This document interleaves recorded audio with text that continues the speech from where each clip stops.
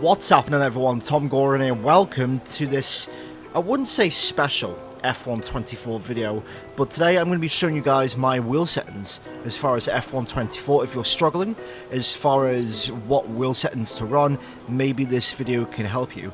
I'm running a Logitech G923 on the Xbox Series X, so if you also are like me, have a Logitech G923, then this might help you as far as trying to understand some of the settings on this game, or what is really the best solutions as far as how to tackle this game, especially with its handling model and its physics system.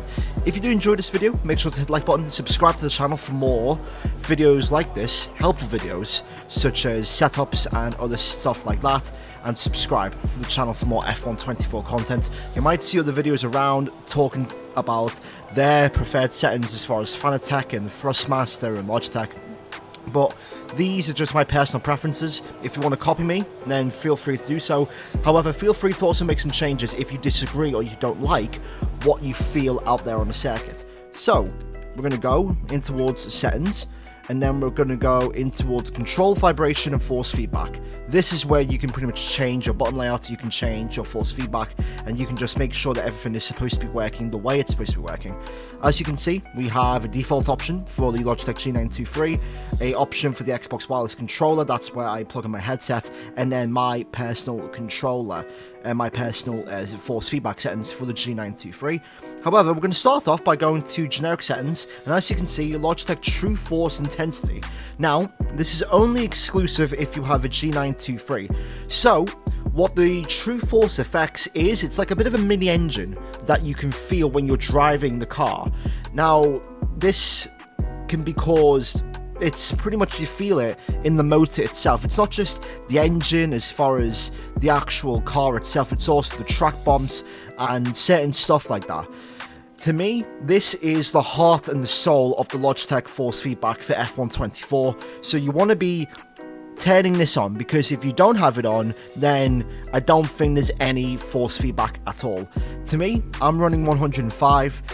Again, this is just personal preference. I like it on 105. You can bump it all the way to 150, but if you do, then chances are your wheels are going to get really noisy as far as the bumps and just the curbs on F124.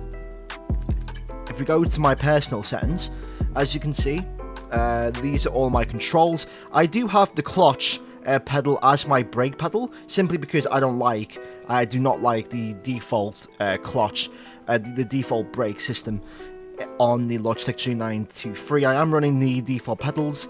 It might be different if you're running the Logitech Pro pedals. And as you can see, we're just going down here. As you can see, the clutch is the right pedal there. Pit limiter Y. We're going to keep on going down. Manual overtake and the manual pit stop is also Y as well. I don't have DRS because to me DRS is automatic. And yeah, this is just pretty much all my buttons. As you can see on the side, I have my my brake bias buttons as the plus and minus, and then the differential increase with the rotator switches all the way to the left and all the way to the right. Obviously, no ERS modes, and that is pretty much the bottom layout. Right, now let's get into the vibration and the force feedback. Again, if you don't like this is just personal preference. If you don't agree with it, if it's too weak or too strong, then you can change it at your own will. But this is what I run on F124. 105 vibration and force feedback. I don't really notice quite a difference with the vibration and the force feedback this year. Again, I think it's pretty much based on the True Force Intensity, to the point where the only way you're going to feel the vibration and the force feedback is if you have the True Force actually turned on.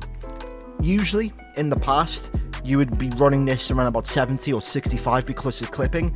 I have not had any clipping issues as far as the force feedback on F124, so you can run it a little bit more higher this year. I've gone 105. On track effects, 20. I'm trying to load this as much as possible, simply because, once again, the True Force intensity. It doesn't matter if you run this at minimum or max, you'll feel just as much curbs and the bumps on the tracks with the True Force on than you would with this thing on. Same again with the rumble strips as well. I don't really like, when I'm going over curbs and stuff, I don't really like it when, if I have the rumble strip effects and the off-track effects high, because it just really puts me off as far as the actual grip is concerned. and it kind of unsettles the car just a little bit. So I've put in these 3 down at a minimum setting of 10. Pit stop effects, I've gone 30. I don't really know what this actually does. I think it's pretty much when you're coming into the box and your car gets lifted and the tyres get changed. Again, this is personal preference.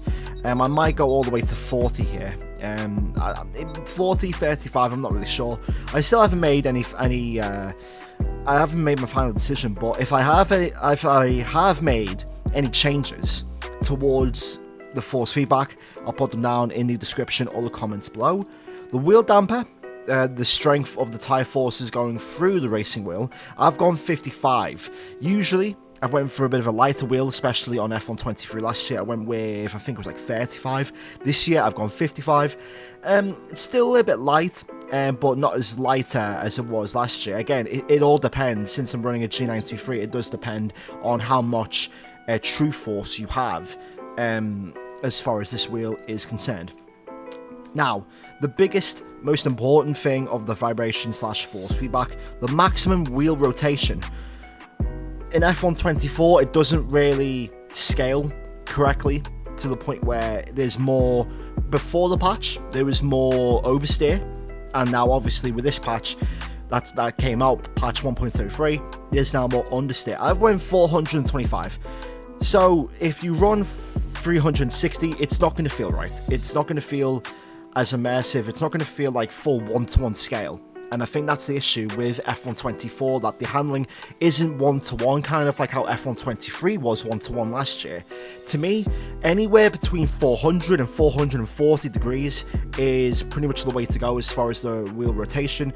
Again, I've went 425. I think it suits me because I'm not really getting that oversteer or / understeer. I'm kind of getting it in medium speed corners, but I think it's simply because of the setup that I'm running.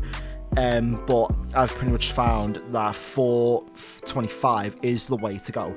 Again, I need to stress this out. This is not, something that you need to copy, like literally setting by setting. If you don't like something, for example, if you don't like the vibration or the force feedback, if you think it's too low, you can obviously run it higher to maybe max.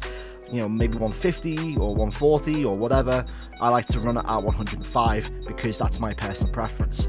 Or for example, if you like, the rumble strip effects or the on-track effects, if you like to feel the bumps of, let's say, Suzuka or Spain or Spa, then you can run them a little bit more higher. Personally, this is just my personal preference as far as how I like my wheel settings to go. But yeah, if you're struggling for some of the best settings for the Logitech G923, then hopefully this video has helped you at all. If you have some experiences with the G923, then make sure you leave them in the comments below, and make sure to like, share, comment, and subscribe for more F124 content. Thank you for watching, and I'll see you all in the next video. In a bit.